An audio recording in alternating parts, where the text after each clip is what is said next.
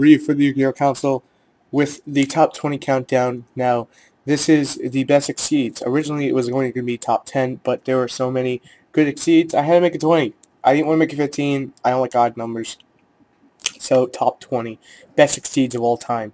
Now, certain monsters not on this list, and that's because I didn't want to be biased. Utopia, Gachi, zenmaines, stallers, stuff that doesn't really do anything, didn't make the cut because this was a hard list to make. It was probably the hardest one I've ever done between the three channels, Loggia, Deathbring, Yu-Gi-Oh! Deathmaster, and now the Yu-Gi-Oh! Council.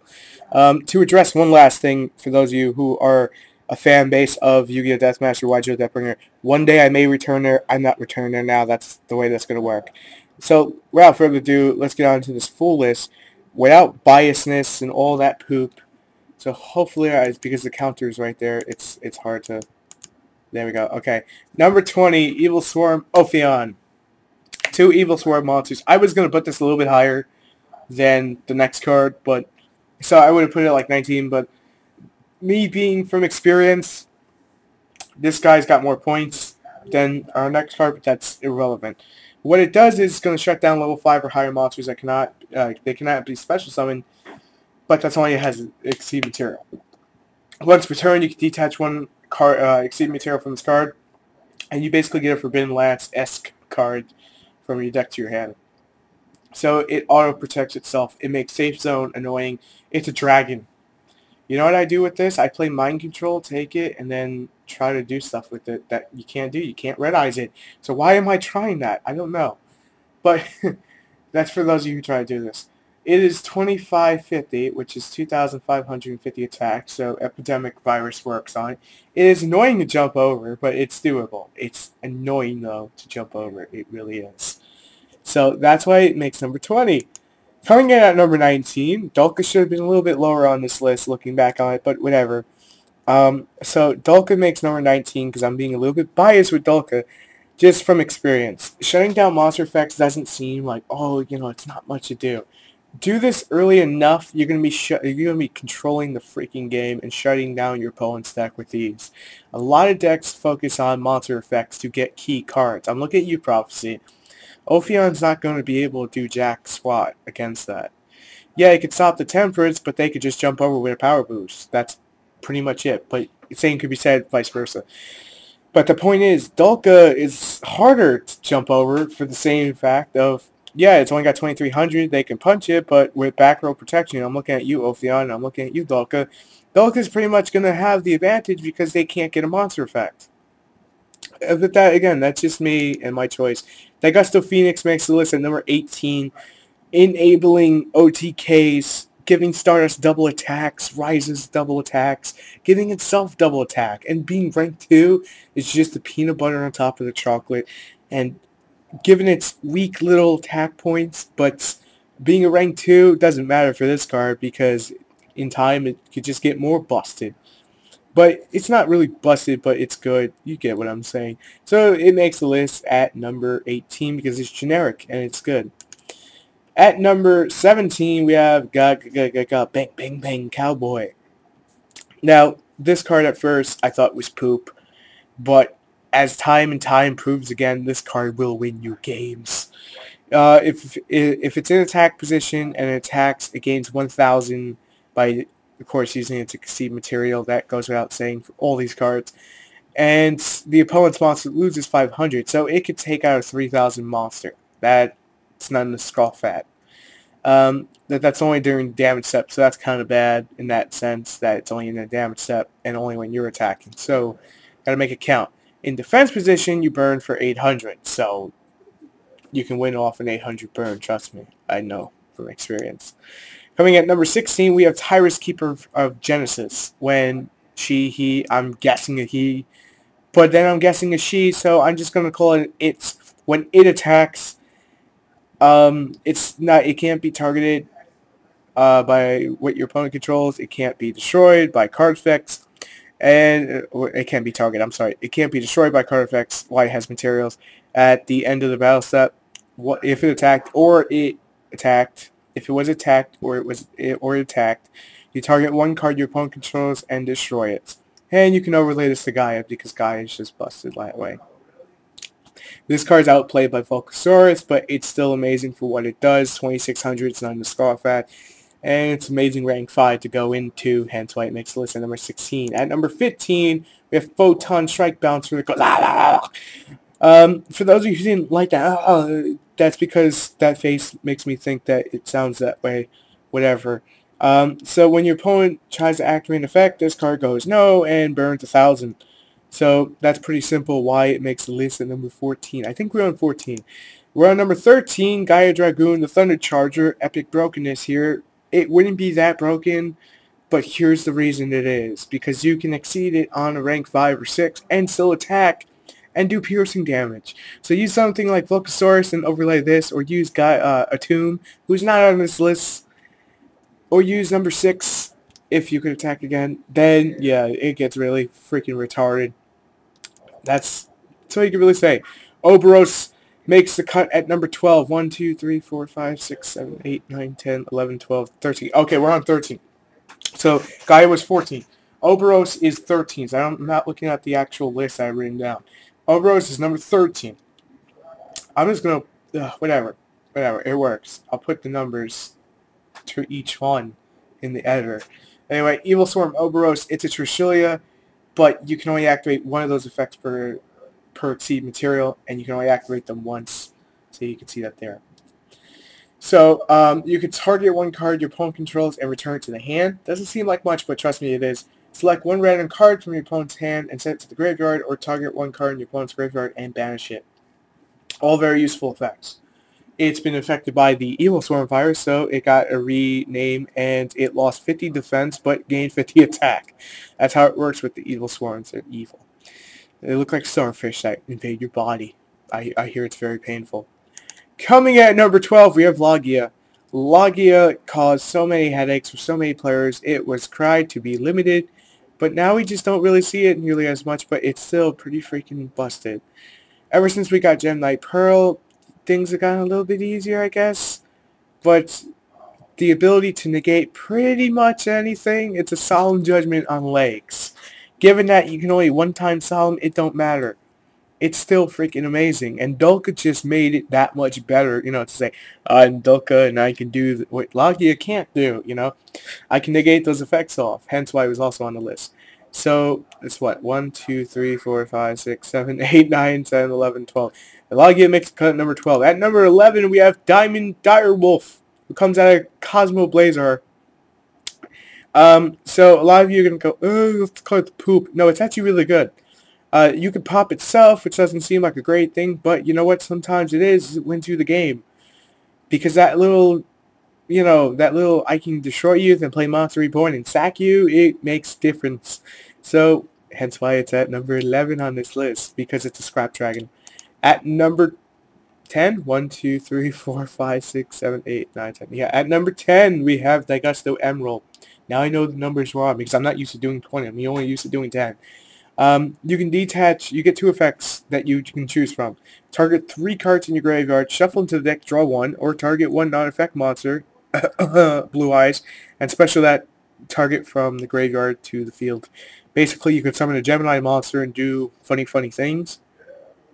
It's a walking paw of avarice for the rest of you, and it's only 1800 attack, but 2 level 4 is generic. You gotta love it. Hence why it's number 10. At number 9, Super Dreadnought Rail Cannon Gustava Max. And I finally said the full name instead of just saying Gustamax. This card is underrated right now. Kashiki, the Elemental Hero OTK, and even Chaos Dragons can pull this out of their buttholes. And even Monarchs can pull this out of their buttholes when they're using Obelisk, the Tormentor, and Tragodia makes this possible. And there's a couple ways of bringing it up, but honestly, you're talking 5,000 damage for one freaking card. How can you not put that on the list at number 9? You punch with it directly and burn for another 2,000. That one card can win you the game. And honestly, half the time, if you summon it, you deserve the win. Then we go to number 8, Shockmaster. Again, another pain in the card. It gave us all problems. Don't deny it. Shock Lock. 3 level 4s. We all know what it does, so I can skip that.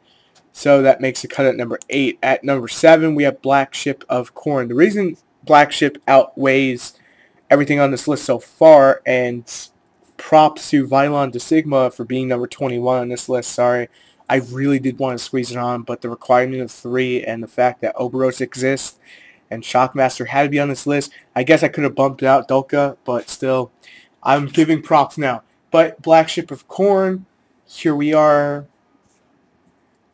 At number 8, I had a count. At number 8, I'm losing my place. At number 8 is because of the fact that this card just stops all stalling. Gachi, zenmaines. I know there's another one. Malstroke. Malstroke's not on this list because of this one card. It's BS. This one card just poops on them, and they take 1,000 burn. So seriously, Black Ship of Corn just poops on them. Volcasaurus. Where are we at? And number 1, 2, 3, 4, 5. We're at number 6. Okay, number 6, and you can see the next one, number 5. Number 6 is Volcasaurus. It would have been higher if Stardust didn't exist, I guess. You can detach one card, detach one material, target one monster your opponent controls face up, mind you. Destroy that monster, and if you do, you inflict the damage to your opponent equal to the destroy monster's original attack. Meaning, it's a Stardust, but it was pumped by number 20. Okay, since it was pumped by number 20, it's not going to do the 2,800. They just take 25. But then you can overlay this to Gaia and just punch him in the balls, in the face, in the mouth, whatever, and just do massive damage. Hence why it's number 6. Number 5, Big Eye. We all dread this. If you've seen the duel videos with Neospark, that's the main reason why this card is so freaking ridiculous right now and why it's so high up on here. 2 level 7s, it's easy now to do, and it's laughable. It is a mind control, brain control, not premature burial, snatch steal, change of hearts. I know there's a couple others, but I can't remember them top of my head. It takes your monster and says, it's mine forever, until you big eye me and take my big eye and take your big eye, and so on and so on. Number 4, the semi winner. Mecha Phantom Beast Drago Sec. Such a proper fucking name for such a bag of a card. Let me explain this to you for those of you who don't know. 2 level 7s, makes tokens, and has a Scrap Dragon effect. Anything that has a Scrap Dragon effect, I love. This thing looks like a remastered jet version of Scrap Dragon meets Starscream from Transformers.